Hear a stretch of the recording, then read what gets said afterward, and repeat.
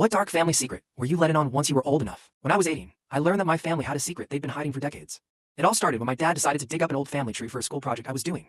He was going through old documents when he found a birth certificate with a name none of us recognized, a girl named Emily, born 2 years before my dad. Naturally, I asked my grandmother about it. She sighed heavily, sat me down, and finally spilled the truth.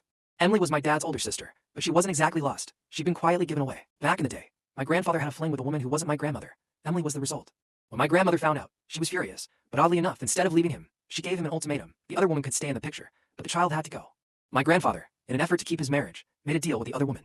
He would pay her to disappear with Emily and never contact the family again. They stuck to the deal for years until one day, Emily, now in her 20s, tracked them down. She showed up at my grandparents' house, completely unaware of the family drama that preceded her.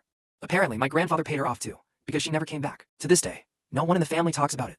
My dad only found out about Emily when he was in his 30s, and it's the silent, awkward cloud that hangs over family gatherings. Every time I look at old family photos, I can't help but wonder about Emily, what her life was like, and if she ever wonders about us, her other family.